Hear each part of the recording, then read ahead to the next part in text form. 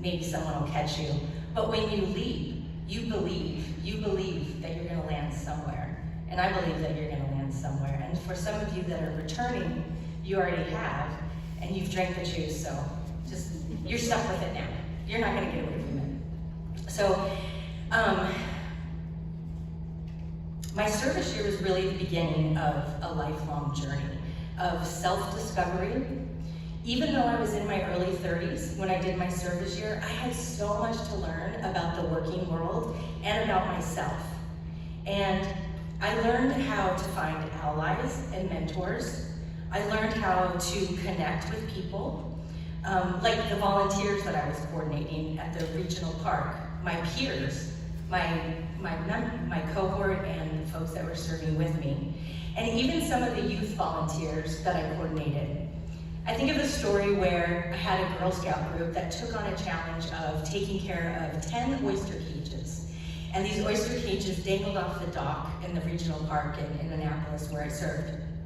And every couple of weeks, one of them had to come down, haul the oyster cages up, brush them off. Where's my environmental people? Am I speaking your language, right? You had to clean the oyster cages off so that the water could flow in and out, whatever. So they did this for 11 months. These girls and their parents went down to the icy docks in February and March, and the parents had to make sure they didn't fall in the water.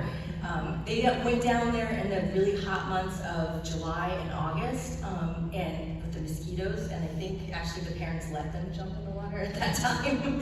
But they did this for the whole year.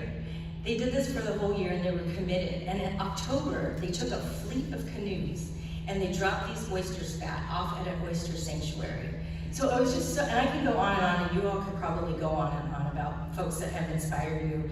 But I'm really excited to, whenever I see folks that are doing things like this, it just reminds me that service is the way. So national service really shaped my life. It changed my perspective and opened my eyes to an industry, folks. If you don't know this, service and volunteerism is an industry. You don't have to go into nonprofit. You can go into, sorry, having my own personal summer here. Where's my senior corps member? Right? 1 second, a little dab. National service and volunteerism is something that you can carry on beyond your service year. Okay, I want to ask you a quick question. What if the greatest impact of your service year was not necessarily the work that you're doing or service, sorry, we don't use the word work in these rooms, the service that you do in your community, but it's more about the change that you're going to become on the other side of your service journey. So not just pouring into the communities, but what you're gonna pour into yourself. So just think about that as I finish this up. So today we're gathered here not just as AmeriCorps VISTA members, but as explorers on a journey, one that has the potential to change you from the inside out. And every story of service has a beginning, a middle, and an unknown end. And so many of you are in that middle part right now, where you're still plugging away, you've kind of figured things out, you've zigged, you've zagged, you can't quite see the horizon, you don't know what's quite out there, but you know something's out there. Some of you that are just starting your service year, you're just trying to figure things out, head down, get the work done, who do I need to know, where do I need to go? Those of you that are ending your service year, you might know what you have. You might be jumping into another year of service, trying something totally new. But the thing is that there's so many opportunities at every stage of the way. When I was the director of an AmeriCorps program in Maryland, all of these stages were super excited for me. I loved watching the members. Have you ever gotten off early on a Friday on a long weekend, and you know you have Monday off? It's like, the world is open up to me. I have so many opportunities. I could do laundry, I could do yard work, I could take a nap. That's kind of where I feel with the end of the service year, looking towards the end of the service year. But honestly, if we take a step back and again, we explore why we took this call to action and to the call to service in your case. And you know, it comes in strong when you get that call and you just jump right in and you start the journey. But there's also there's also difficult times. And sometimes we have obstacles and we don't know why they are coming at us. But we have to accept them and we have to attack them head on. And I am a perpetual optimist, and to a fault, I think. And if I think back on my service year, I did have some challenges. My site supervisor wanted me in my desk from 9 to 5, but I had volunteers out in the park that I needed to coordinate. So I did what I needed to do to make sure to pacify him while he was in the office. 3 months into my service year, he retired, and I got a new supervisor, and I was able to do my work more the way that I needed to. So I say all that to say I want to be transparent and honest with you. During my service year, I was going through a divorce. I was learning how to take care of myself for the first time, and my kids. Luckily, I worked in a park, so I brought them with me. They had great summers. They ran around the park. We had an ice skating rink, and they were ice skated during the summer. But service is hard. We mentioned that. Service is hard. It was challenging for me, but I had to find my way through. So again, if we are still looking at being honest and transparent, in this post-COVID world, poverty has deepened, isolation has grown, and health disparities have widened. And some of you may be even working on these to fill in those gaps and help people find resources. All of us, but especially service members, have to adapt to these new realities. Some of you may be working through digital fatigue. Some of you might be navigating remote work environments or wrestling with burnout. But remember, it's not the challenges that define you, but how you respond to them. It's the resilience and commitment to get things done.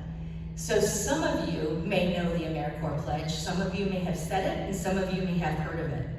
And in that pledge, in that AmeriCorps Pledge, we agreed to make our people safer, smarter, and healthier. We pledged to if we are faced with apathy, that we would take action.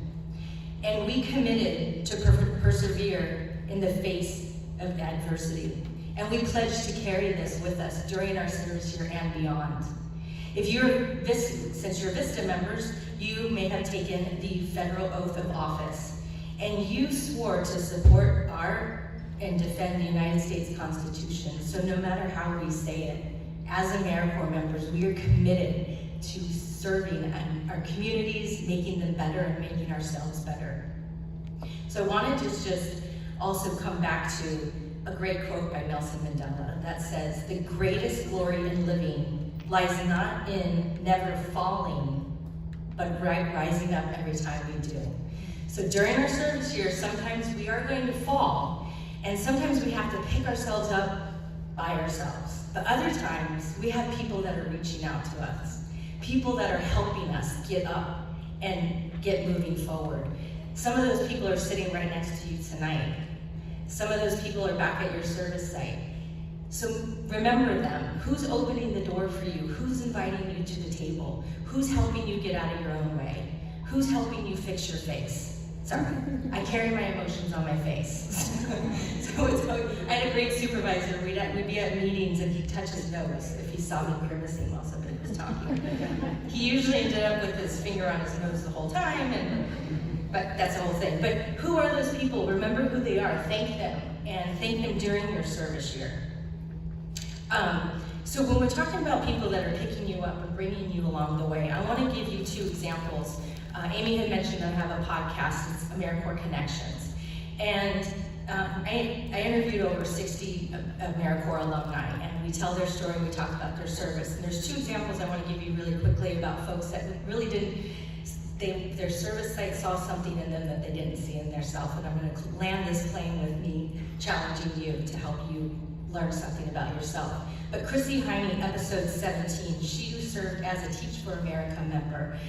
Again, another stream of AmeriCorps service that you may have never heard of. And after her service year, TSA hired her. And she told me on the podcast that she kept waiting for them to rescind their offer because she thought they had made a mistake. She's like, I just kept waiting for them to come back. So they saw something in her that she didn't see in herself. And then Gerard Chappell, episode 51, he came from the construction industry and he found public allies.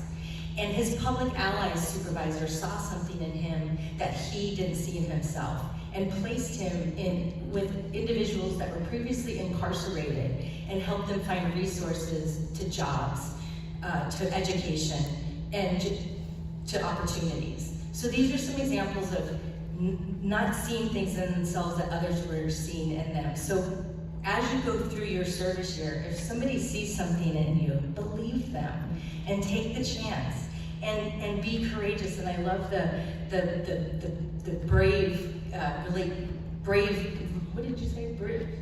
Brave connections. It's just so important to put yourself out there. So I also wanted to just say that, you know, if you are feeling burnout, this is a real thing. The Surgeon General of the United States, Vivek Murthy, had said that we have a loneliness epidemic. And you get this, guess what he said the antidote was? Does anybody know? Yeah, service. Service is the answer. So our governor out in Maryland, Governor Westmore, he says, service will save us. And while I believe him, I think it goes further than that. I think service will heal us. And in 2021, when I was the director of the Maryland's Office on Service and Volunteerism, I said that. I said service is going to heal us, and you're out there doing the work, and you're making the connections. So, now, as you begin to think about what the next phases of your journey, what you're going to be doing, think about how you're going to take the experiences from this event and bring it back to your service site. What are you going to learn here that you can bring back and you can involve what you're doing? As you think about your next steps, let's reflect on the question that I asked you at the beginning. What if the greatest impact you received was how you will be a different person after your service journey? Let go of doubt while you're here and during your service year. Let go of imposter syndrome because you're doing the work. You're doing the thing. You are the thing. Let go of unworthiness and embrace courage, curiosity, and sprinkle in a little leap of faith. Let the energy of these few days work through you. Let this VISTA year really teach you, mold you into the person that you have the capacity to become. Be curious, be open, be authentic. And with this, I hope you take the next day and a half, and find something in yourself that you didn't know existed. Be brave, because you are the change the world needs. You're an innovator, and you're an AmeriCorps VISTA member. Have a great couple days.